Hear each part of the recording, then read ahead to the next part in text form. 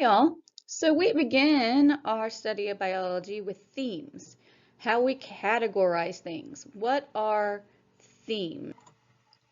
Themes are ways of thinking about life that will hold true for decades. Science has proven again and again and again and again and again that these are true scientific statements, and eventually something in the universe will come along and falsify them. But until that moment happens, this is what science, especially biology, is based on.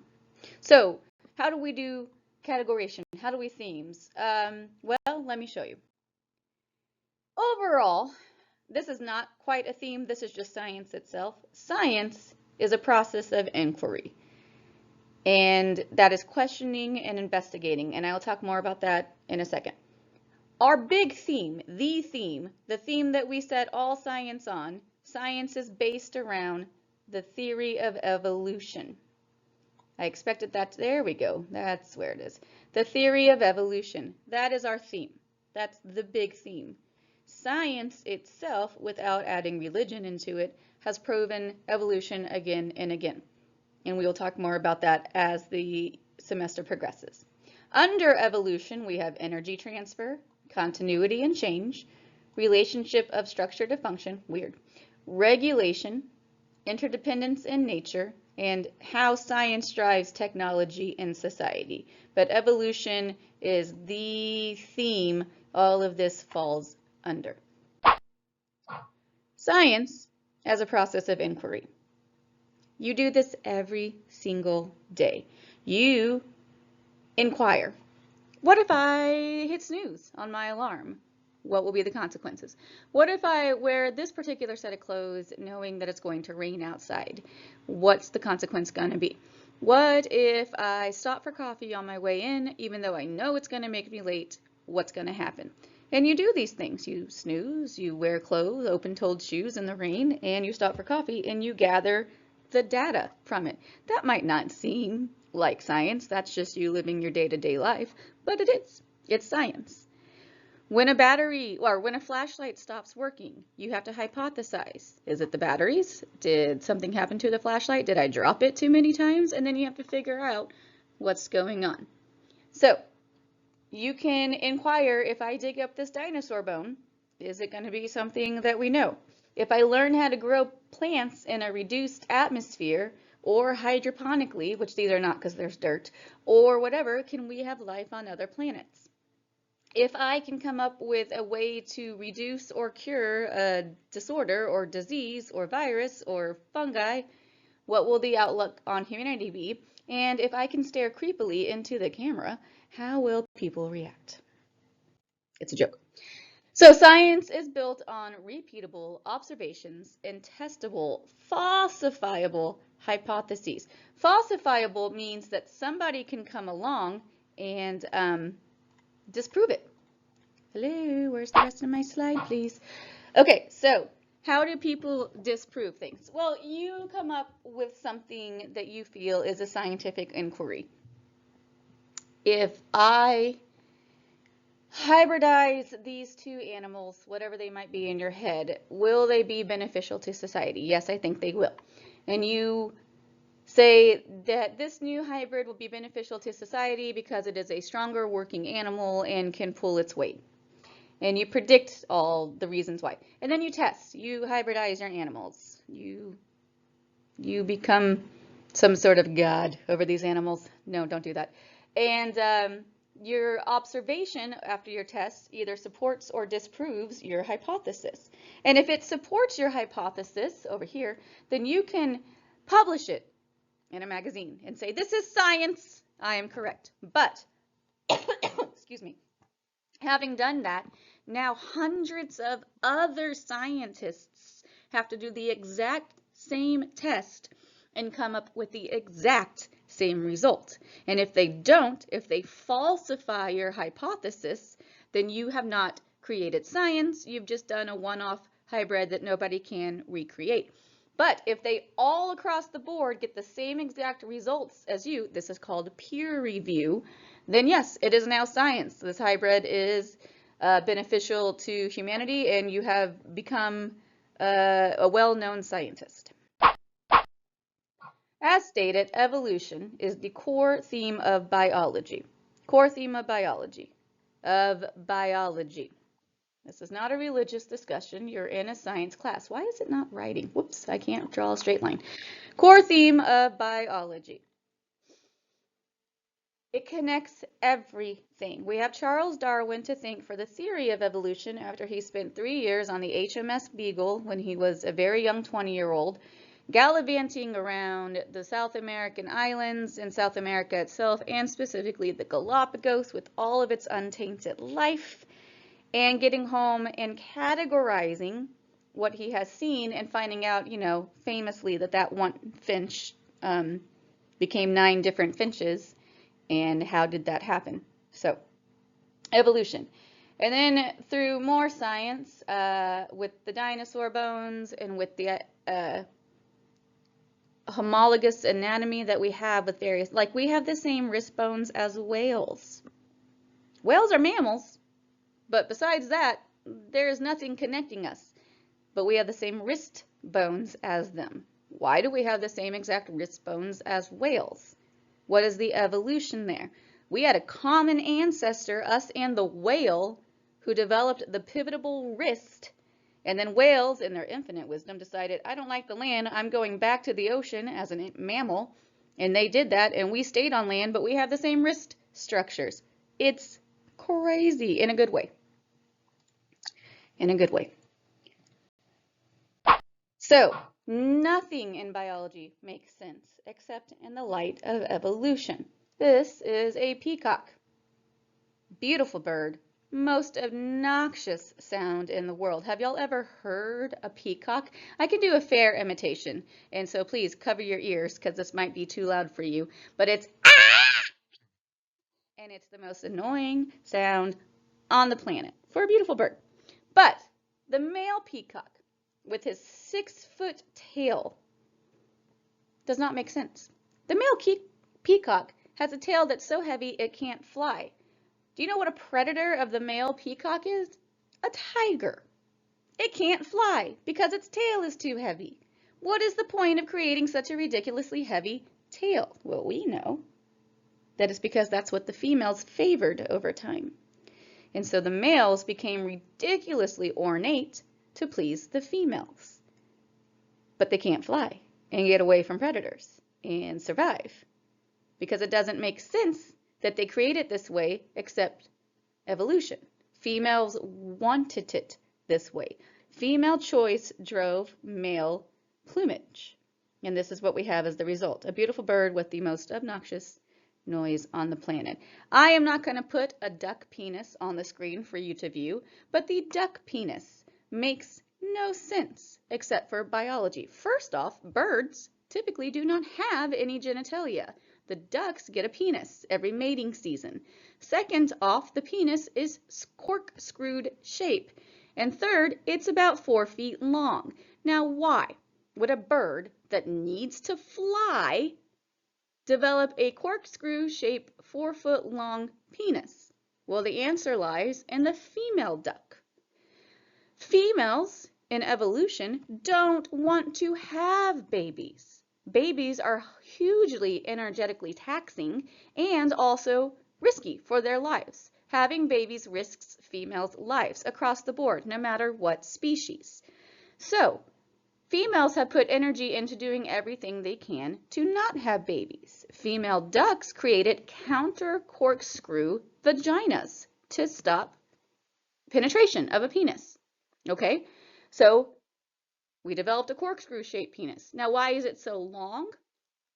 That is because in duck mating, the females are mobbed by males. But if you have a very long penis, you don't have to get anywhere near the female to have a baby with her. Duck mating is very sad. A lot of the times the females drown. It's a violent process. Anyway, nothing in biology makes sense except in the light of evolution. You might be flabbergasted that I just talked about penises and vaginas right now, but I want you to understand that all of biology is based on who can have the most surviving babies. It's called survival of the fittest. So literally all of biology is basically penises and vaginas. Sorry if that's shocking to you. I keep hitting the wrong buttons, Atrians. Okay, so in evolution, we have natural selection. Natural selection is that survival of the fittest. What am I doing? You would think I understand how to work things. Fittest. I don't think that's how you spell that. But anyway, fittest is who has the most surviving babies. So evolution picks, wow, that was bad. I'm sorry. Evolution picks who has the most surviving babies. And that's called natural selection. Now, for example, this sea dragon right here. Sea dragon looks like a piece of algae, or kelp specifically. Why does the sea dragon look like a piece of kelp? It's because it can hide the best when it looks like kelp. Why does the sandpiper or plover or sand something bird that is here, possibly an owl, it's a bird of some sort, match the ground it's laying against? Because it can survive. This is natural selection in play. You have two populations, one dark and one light colored. Well, these birds that are, prey, no, sorry, they're prey, predator of these beetles can see the light colored ones very well, so they eat them up, which means over time, only the dark colored ones remain. Now, what's going to happen is that eventually the birds are going to develop the ability to see the dark colored ones as well. But for now, all of the population has shifted, that's called a population shift, to the darker color.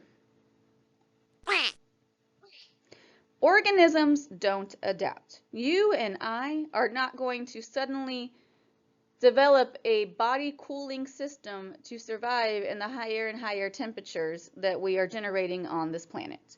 But organisms have adaptations. So possibly you or I have mutations in our DNA that our offspring will be able to stay cooler in the hotter environments. And whoever offspring can do that the best will be the ones that survive.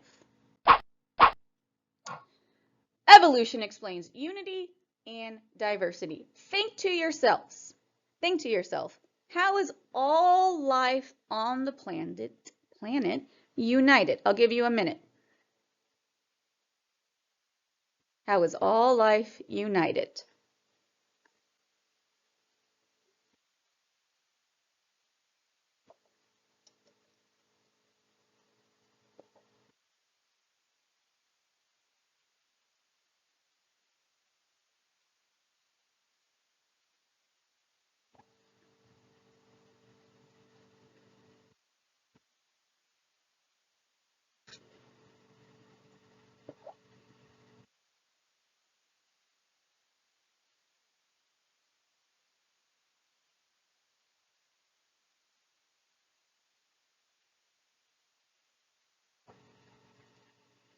Fifteen seconds.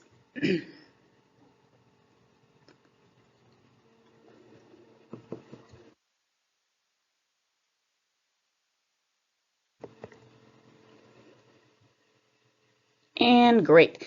How is all life united? Everything is made of cells. We have common biochemistry and physiology. We are all connected through a common ancestor. We have predator and prey and ecology relationships. We all depend on each other. Everyone depends on the primary producers. Whatever you got out of that minute. Very good. How are we diverse? We are completely different. You and I look completely different. But beyond that, life is completely different. We have so many categories of life on the planet, but you and I don't look anything like this coneflower or echinacea. We definitely don't look anything like the viceroy or monarch butterfly that's on it. We don't go through metamorphosis. We don't possess, well, that's a harmless garter snake, but we don't possess, if it was a toxic snake, poison or venoms. We don't have to catch our foods this way. La la la. Just as long as you look at this picture, you can come up with differences. But we all need to get oxygen to our cells. We all have to remove wastes. We all have to move and grow and reproduce. We have to digest and metabolize across the board. It doesn't matter what you look like. There are 8 ways all life has to be connected. So like I said, human beings are super crazy about organizing. We have to make sense of the diversity. Human beings love to categorize. So in order to, we've made organizing systems. Now, to be fair, a lot of them have been proven wrong, but we still go through it. We specifically still go through domain, kingdom, where is my mouse? Phylum, subphylum, class, order, family, genus, species, okay? We definitely do that, and we have acronyms for that. Before we get to the acronym, our 3 domains of life, which are the biggest categories, are bacteria, archaea, which are ancient bacteria, and eukarya, which is protista, fungi, plantae, and animalia. So 2/3 of all the entire categories of life on this planet are bacteria. And that should say something to you, that most of the life on the planet is bacterial. The advent of the eukaryotic cell versus the prokaryotic cell created what we call life, but bacteria is the dominant life form on this planet. So we've got the, whoops, I'm so sorry. Oh, I forgot I can't go back. Anyway, that wasn't really important. But we've got an international naming committee, and there are some things you need to know. A taxon is a category in which related organisms are placed, and there's a hierarchy from broadest, most inclusive, to most specific or least inclusive, and that hierarchy is domain, kingdom, phylum, class, order, family, genus, species. And so one of the ways that we have decided to, like I said, that domain is the broadest taxon and species is the most expensive, is have acronyms. Dumb King Philip came over for gooseberry soup, or Dear King Philip came over for great soup, or I don't know who thinks King Philip is dumb. I've always heard dear here, and I've heard another word for the S word, but y'all do what y'all need to do to come up with an acronym to remember the hierarchies of life, because they are on your first exam. For humans, this is our classification category, which will come back up again May in your 1407, depending on how your teacher teaches it. But we're domain Eukarya, kingdom Animalia. We're phylum Chordata, which means we have backbones. We're class Mammalia, which means we have placentas and produce milk, and we have hair. We're order Primates, which means that we are bipedal, standing, something, something. We're family Hominidae. Oh, adapted to climb trees. We adapted to walk erect. Homo, large brain, used to, and Homo sapiens, body proportions of the modern humans. Continuity and change. This is DNA and reproducing. So DNA, the genetic material, carries all biological information from one generation to the next. It's the cornerstone of evolutionary change as well, because DNA can have mutations, and mutations can cause adaptations, which can drive evolution. But you have DNA that codes for RNA, that codes for a protein, and the things that we see when the proteins are created are known as traits. Your proteins are currently showing your hair, your skin, your eyeball color, your lips, your build, whether you're top heavy, whether you're a hippie, whether you're short or tall, it's all proteins. And that was determined by your DNA. We all have to create energy to continue to live. Now, there's 2 ways to create energy. You can be an autotroph and produce energy on your own from the sun through photosynthesis, or you can be a heterotroph and produce energy by eating other things that had energy, and that is called cellular respiration. So the sun is the ultimate energy source of our ecosystem, of our biosphere, of the Earth. And sunlight only has a one-way path through the Earth. If we don't capture it, we lose it. Producers capture it with photosynthesis, and that is all the energy we have to also feed all the consumers as well. And at the producer level and consumer level, we lose this energy as heat. Nutrients recycle. Everything that you're made up of, carbon, hydrogen, oxygen, nitrogen, magnesium, phosphorus, sodium, calcium, blah, blah, blah, blah. When you no longer cease to function, those nutrients become recycled back into the ecosystem and used to rebuild. Always the wrong thing. Decomposers rule. So we harvest energy. Plants harvest from the sun. Parasites harvest from us or others. Predators harvest from prey. And koalas do their best. The koala is a smooth-brained animal. It does not have higher order thinking capabilities. It only recognizes eucalyptus if it is on a limb. If you strip eucalyptus leaves and try to feed it to a koala on a plate, it will not recognize it as food, and it will starve to death. Koalas, they do their best. You think they're eating, but they're actually harvesting energy and recycling nutrients. Ma! Okay. Form follows function is the whole class of anatomy and physiology. Structure is anatomy, function is physiology. Form follows function. You had something you needed to do, you created something for that. For example, birds need to fly. How do birds fly? They created hollow bones. Okay?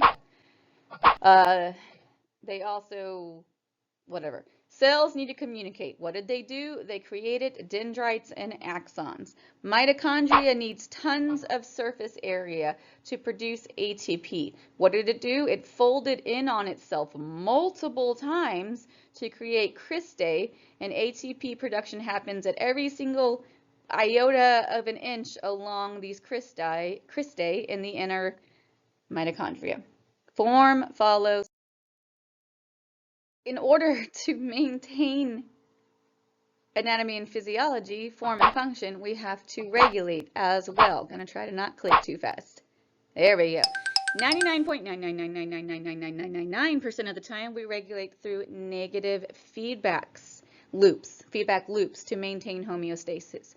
What this means is that you have an initial stimulus that you turn off. You're cold, so you shiver, but then you stop shivering when you warm up. You're hot, so you sweat, but then you stop sweating when you cool down. You're hungry, and you hear it through your stomach rumbling because of the hormone ghrelin, but you eat, and that hormone shuts off, and you no longer feel hungry. And in fact, you probably are stretching receptors and now feel too full. You have to poop.